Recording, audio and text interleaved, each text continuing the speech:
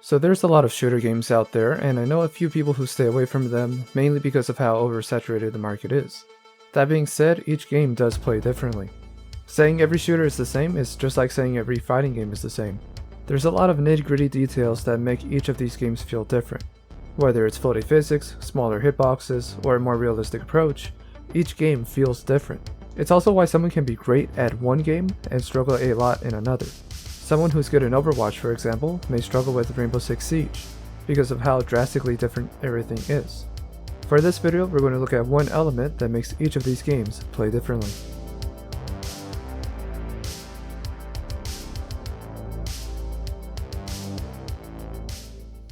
Weapon recoil is very different from one game to the next. It's a good indicator to what type of skill a player will need. For the sake of this video, we will be omitting single-fire snipers and shotguns. Though some of this info may apply, we are primarily talking about fast-firing weapons. A weapon with high recoil typically means that the weapon will deal a lot of damage. If you can control it, you'll be dealing more damage than with other weapons. Of course, you will have to decide if it's worth it. Keep in mind, your targets will be moving around. So not only do you have to deal with higher recoil, you will also have to track your target. When it comes to lower powered weapons, they will be faster in other regards. Faster rate of fire, faster mobility in most games, and sometimes even a faster reload system. Depending on how fast the movement system is in the game, you can determine which type of weapon you will use. If the movement in a game is very quick, like in Apex Legends, using a high recoil weapon, like the flatline, might not be as beneficial as a low recoil, faster rate of fire weapon. The game has gotten to the point where the low recoil SMG, the R99, can only be found in drop crates instead of actually being spawned on the map regularly. That's not to say a high damage weapon isn't viable in Apex Legends, just that the high rate of fire weapons tend to be preferred. This also tends to be the biggest headache for Respawn, the developers of the game, to balance. In other games like Modern Warfare, Rainbow Six Siege, or CSGO, a higher damage weapon can work really well. In the end, it does come down to preference. However, if you do look at high-skilled players, they do tend to lean one way or the other depending on the game. One thing you may notice if you do play multiple shooters is that the recoil intensity of a weapon is different in other games. A typical M4 rifle may handle similarly across other games, but there will be differences in damage and recoil pattern.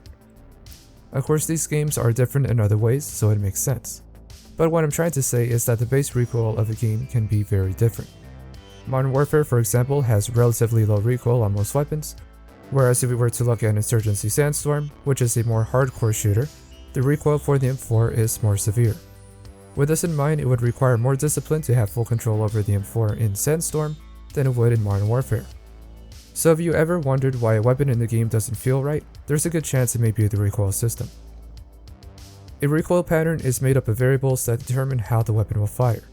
These variables will impact the recoil of the weapon, and where the bullets will go.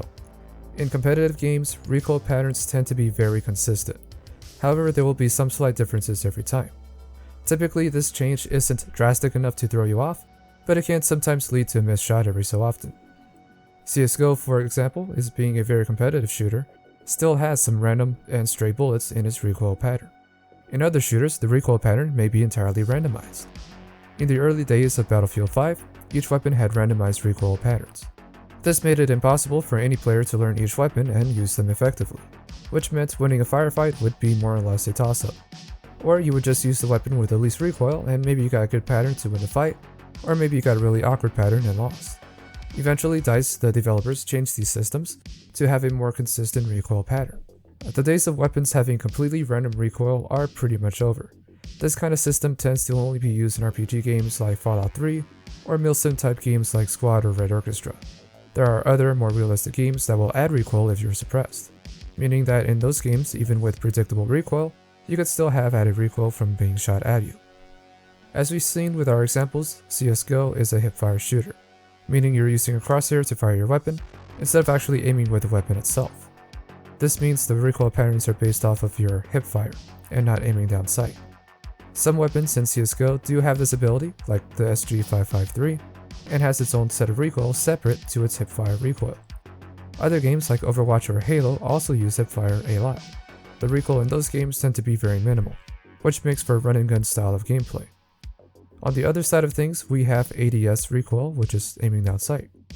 Rainbow Six Siege, Insurgency Sandstorm, and other shooters tends to make aiming down sight a necessity instead of hipfire. They do this by having a random or very heavy recoil pattern for hip firing, but then having a consistent and easy to control recoil when aiming down sights. Depending on the shooter you want to make would determine what recoil style you want. Do you want players to use their weapon sights to aim, or do you want hip fire to be king? Or like we see with Call of Duty and Apex Legends, do you want a little of both? Recoil patterns being predictable is a must for modern shooters. Relying on luck or hoping for a good pattern lowers the skill ceiling and makes it very difficult for a game to be competitive. Recoil control is all about practice and consistency. Let's take a quick look at 2 games with the consistent recoil patterns. You'll see in CSGO, the recoil pattern for the M4 makes a T shape, whereas in Modern Warfare, the recoil for the M4 is more linear. To counteract recoil patterns, to have control, you would move your weapon to the opposite direction of the recoil. So if the recoil is straight up, you want to pull your weapon down. If the recoil moves to the left, you want to pull to the right, and vice versa. Lastly, there are a number of games that uses attachments that can be placed on a weapon to make it easier to use. In a game like Rainbow Six Siege, you can really only fit 1 or 2 attachments that affect the weapon's recoil, while other games like Escape from Tarkov will have multiple slots that affect your weapon in every way. Keep in mind not every game has this system, and those that do aren't always competitive. So finding the optimal setup may take some time, as some attachments may make the weapon worse in other areas, such as mobility and aiming outside time. Needless to say, games like CSGO and Valorant don't really have this system. Instead, you'll just have to use the weapon the way it is.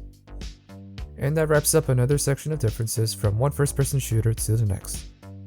Weapon recoil is like a fingerprint. It should feel different from each weapon, and more so in each game. It's one of a few reasons why a player who's great at one game will struggle in another. Each weapon should feel unique and be enjoyable to use. That's one of the joys of playing a first-person shooter. I am Mr. Rain, and I will see you guys next time.